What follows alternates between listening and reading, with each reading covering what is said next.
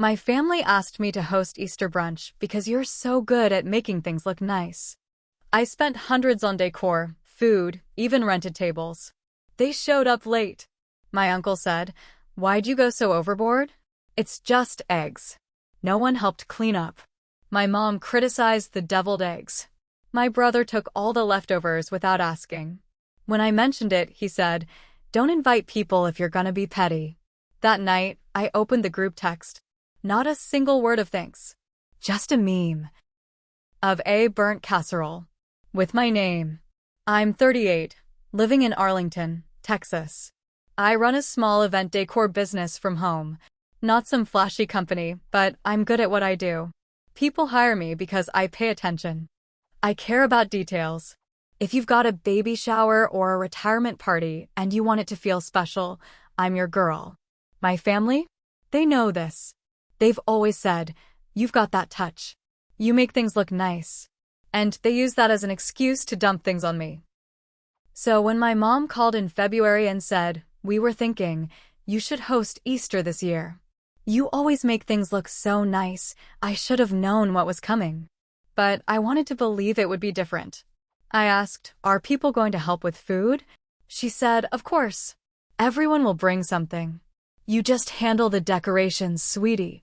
I said yes. That was my first mistake. I started planning early March. I picked a soft pink and sage green theme, simple and spring-like. I rented long tables and white folding chairs because I didn't have enough for everyone. I bought pastel linens, tiny handmade ceramic bunnies off Etsy, and hand-wrote place cards with each person's name. I even bought new solar string lights to hang across the backyard. I wanted the food to match the setup. I didn't want plastic trays from the grocery store. I made everything from scratch. I stayed up late 3 nights in a row boiling, peeling, and prepping deviled eggs 5 different ways. I made a spiral ham with a maple glaze. I roasted carrots in honey butter. I made cheesy scalloped potatoes. I baked a 3-layer carrot cake and piped the frosting myself. I even made lemon tarts with sugared berries on top. I also cleaned the whole house top to bottom. Shampooed the rug, scrubbed the bathroom grout, mowed the lawn, cleaned the grill. Bought new citronella candles. Repainted the patio chairs. All of it. The day before, I spent almost 6 hours in the kitchen. I had a stress rash on my arms and 2 blisters on my feet. But I didn't care. I thought, they'll see all this. They'll appreciate it. Total cost? Around $680. That was 2 weeks' groceries for me. Gone. The invite said 1 p.m. At 12:30, everything was ready. The tables were set. Food was warm in the oven. I was in a pale yellow dress I bought for the day. My hair was curled. I even did my nails to match the theme. I stood there in my kitchen, looking out the window, proud and exhausted. By 1:15, no one had shown up. No calls. No messages. Nothing. At 1:25, the first car pulled up. Then the rest came in waves. People trickled in like they were stopping by a gas station, not coming to a holiday they asked me to host. Julie, my cousin, strolled in at 1:45 holding Starbucks and said, "Traffic sucked."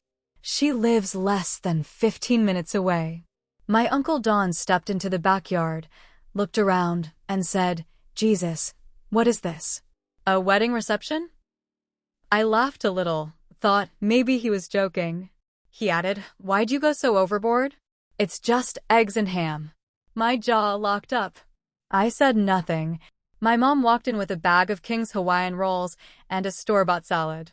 She saw the deviled eggs and said, "Are these normal or one of your weird experiments?"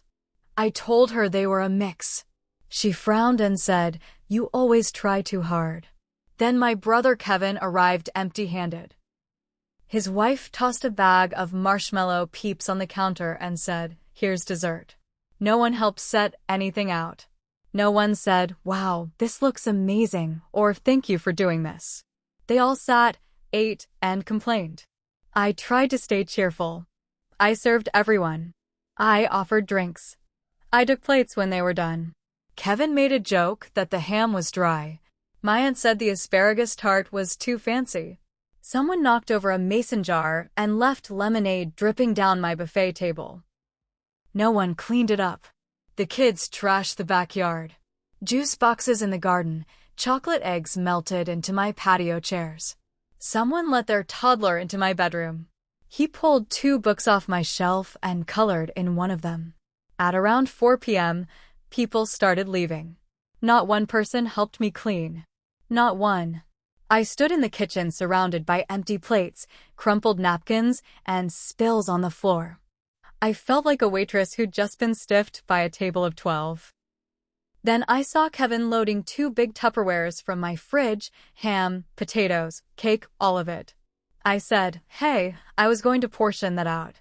People can take some." He cut me off. "Don't invite people if you're gonna be petty about leftovers." Petty. I bit my tongue so hard, I tasted blood. By 5:30, everyone was gone. My back hurt. My kitchen looked like a bomb went off. I cleaned for 3 hours. Scrubbed dishes, dumped trash, wiped down chairs. At 9 p.m., I finally sat down. My feet were swollen. I hadn't eaten anything since breakfast. I picked at half a deviled egg and opened the family group text. I expected a thank you. Instead, I saw a meme. A burnt casserole, half melted, in a trash bin. Caption: OP's Easter potluck. 3 laughing emojis followed. Julie. Kevin. My aunt. I stared at it for a long time. Then I turned off my phone, and I started planning. The next morning, I woke up sore and stiff. My house still smelled like ham and stress. I stared at the empty kitchen, thinking about every hand that reached into my fridge, every snide comment, every step of work that none of them appreciated. That meme kept flashing in my head. OP's Easter potluck. Like I was a joke. So I decided to stop being nice. I didn't text anyone back. I didn't say thank you. I didn't remind anyone to return my serving platters or the mason jars they accidentally took home. Instead, I grabbed my notebook and started writing things down. I listed every single thing I'd done for past family events over the years. Baby showers, birthday cakes, graduation banners. The time I paid for half of Kevin's surprise 30th party because money was tight. The time I made a full Thanksgiving dinner after Mom said she was too tired to cook. Then she told everyone she had thrown it together. Page after page. Then I wrote 2 words across the top of the next one. No more. I didn't announce anything. I didn't post a dramatic message or tell people I was done. I just stopped. In April, Julie messaged me about decorating her daughter's sweet 16. I replied, "Can't." Booked solid. In May, Kevin's wife called to ask if I could help set up her baby sprinkle. "We're doing a little garden thing," she said. "You'd make it look cute." I said, "Sounds nice. Let me know how it turns out." Silence on the line. In June, Mom invited me to a little get-together for Father's Day. "We're keeping it simple," she said, "but could you bring one of your cheese boards?" I said, "I'll bring chips." They thought I was just busy at first. But then July came. Then August. Every ask was met with a polite no or just ignored. And when I did show up to things, I brought store-bought cookies. From the gas station. By fall, people were starting to notice. The turning point came in October. Kevin was throwing a Halloween party. Big one, decorations, food, games for the kids. He messaged the group, "We need someone to do table setups and make it look festive like last time." Then he tagged me, "You're up." I left the message on read. 3 hours later, he texted me directly. "Kevin, you see the message?" Me, "Yep." "Kevin, so you're doing it?" Me, "No, Kevin. Seriously? What's your problem lately? You used to care about this family." Me, "No. I used to care about being used." Kevin, "Oh my God. You're still mad about Easter?" That was months ago. Me. I remember who laughed. I remember who stayed silent. He called me 5 minutes later. I didn't answer. He left a voicemail calling me selfish. Said Mom was disappointed in me. Said I was turning cold, that no one else could make things look the way I do, and it was cruel to just stop. I saved the voicemail, listened to it twice. Then I made popcorn and watched a movie. In November, I got a card in the mail from Mom. Let's start fresh this Thanksgiving. Family matters. Love, Mom. There was no apology, no mention of Easter. Just a photo inside of a turkey centerpiece she wanted to recreate together. I sent a one-word reply, decline. Then I blocked the family group text. They weren't done, though.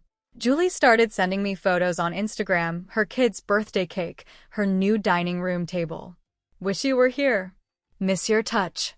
Kevin tried a guilt trip on Facebook. Family isn't perfect. But family is family. I didn't respond. They tried to act sweet, friendly. But it all felt fake. Like they missed the convenience, not me. By Christmas, the invites stopped. No card from Mom. No text from Julie. Kevin blocked me on Facebook after I didn't respond to his passive-aggressive post about people who forget their roots. I thought I'd finally gotten the distance I needed. Then, in late January, I got a message from Rachel, my cousin Lisa's friend. We'd only met a couple times, but she followed my event page and sometimes liked my posts. Her message was short. Rachel, hey, are you okay? I just heard what your mom said happened last year.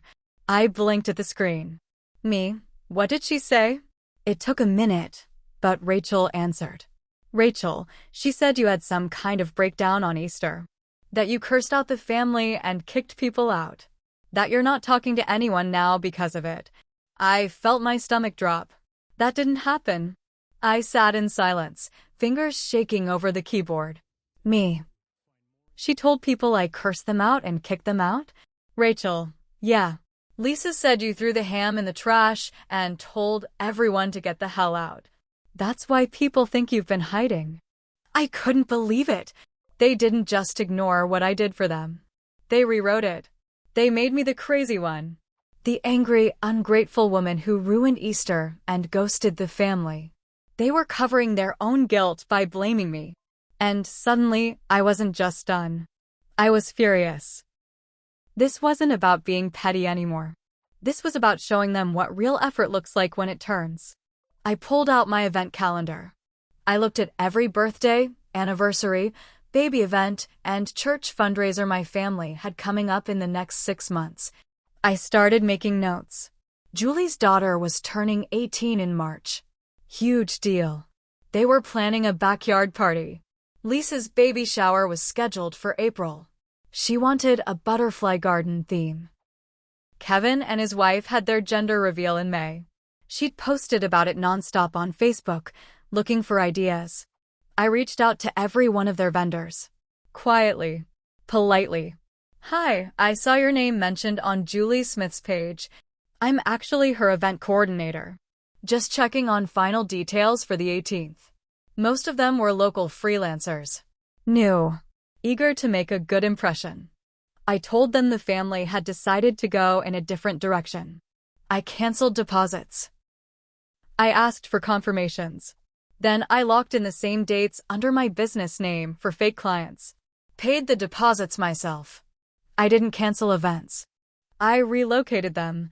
Julie showed up to her daughter's party to find no tables, no chairs, no speakers, no cake.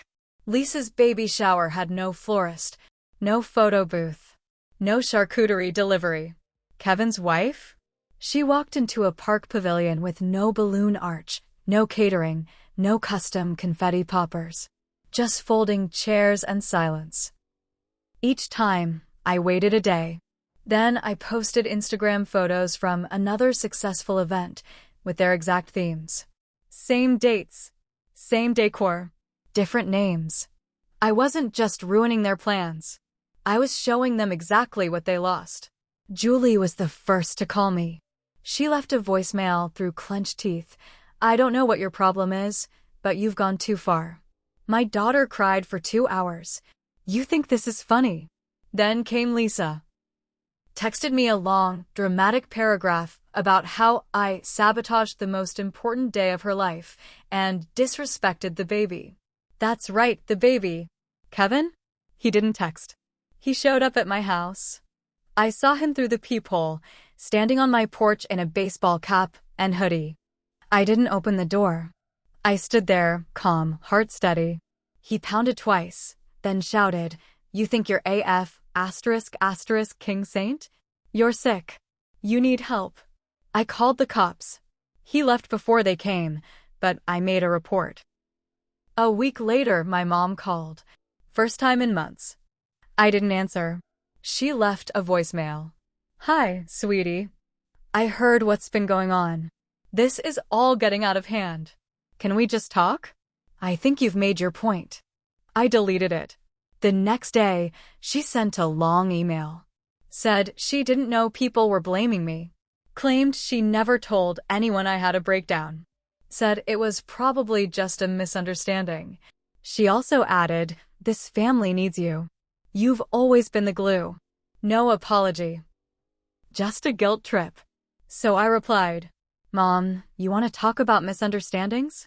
Let's." You asked me to host Easter. I spent hundreds of dollars. I worked myself raw, trying to make it perfect for everyone. No one helped. No one thanked me. You insulted my food. Kevin stole leftovers. And when I asked for respect, I got mocked in a group chat. Then I find out you told people I had a breakdown.